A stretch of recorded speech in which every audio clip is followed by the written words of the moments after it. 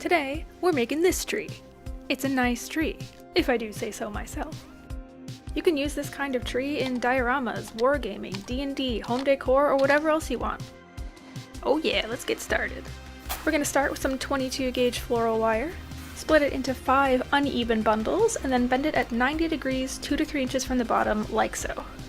Grab one wire and wrap it a couple times up the long end. Grab a different wire and wrap it a couple times down the short end.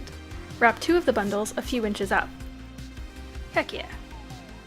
Combine all the bundles and wrap them together with one of the low wires. You'll notice I curved 2 of the bundles to create a hollow knot in the trunk. Keep wrapping up the trunk until you're ready for your first branch.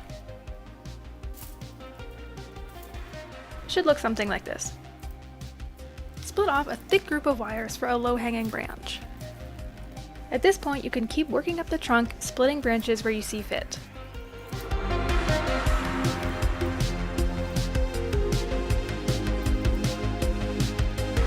Now you can start to split those branches into smaller ones. Once you get down to 4 wires, you can just twist them instead of wrapping.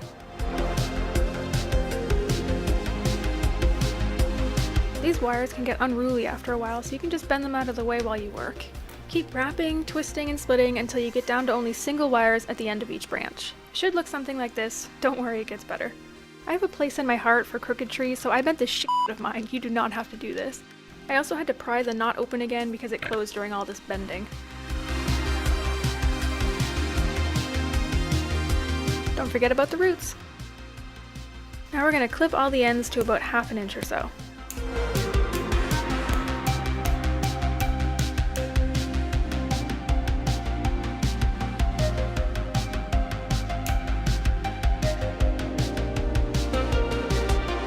And that's the armature done.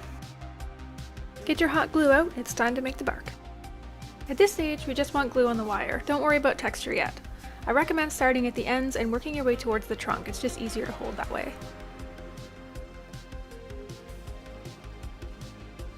A toothpick is helpful for pushing the glue around in tight spaces.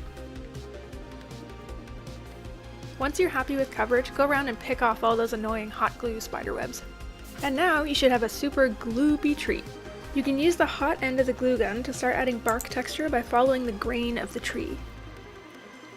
Larger drips can be smushed down with the flat part of the nozzle. You can do the whole tree this way, or you can get a little more control by using a heat adjustable wood burner on the lowest setting. I find the angled chisel tip gives me the best results. Then it's as simple as following the direction of the curves until you're happy with the texture.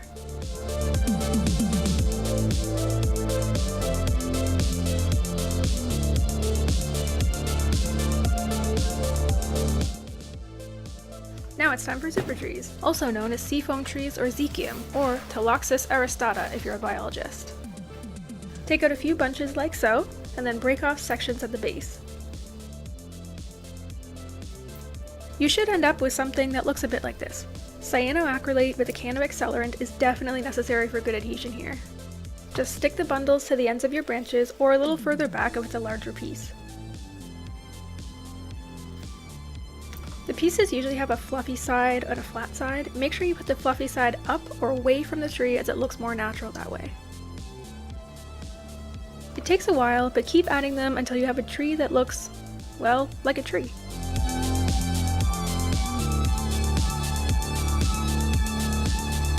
Once you're done, spray with 50% isopropyl alcohol and then some thin PVA glue to seal everything in for painting, and for the love of God, rinse your sink or you will regret it. It's finally starting to look like a tree! Yay! Next, we're gonna prime it in black. Spooky. It's time to airbrush. Oh yeah. I just thinned down some cheap acrylic paint here to get a brownish gray color, but if you don't have an airbrush, you can just buy a cheap can of brown or gray spray paint and get the same results. Now it's time to dry brush. I'm sure you've heard of this technique by now, but all you need to do is daub some paint on a fluffy brush, wipe it onto a paper towel until there's barely anything left, and then lightly flick it over the surface to catch all the raised areas. Then we do a wash coat by thinning down some black and brown acrylic paint and then slopping it over everything liberally.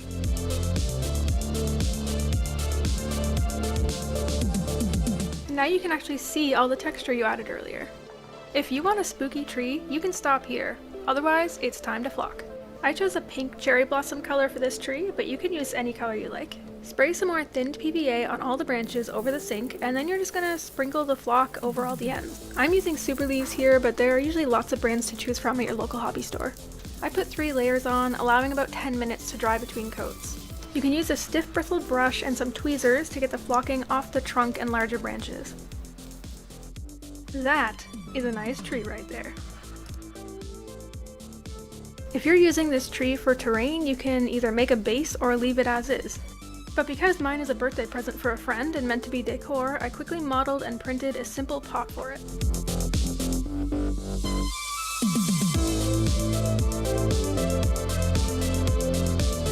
I painted the pot in a dark teal to complement the paint. I made the substrate using some moss from a local trail that I dried in silica. And that's that! If you found this video helpful, it would be awesome if you gave me a thumbs up to help me in the algorithm, and if you want to see more tutorials and builds, then be sure to subscribe.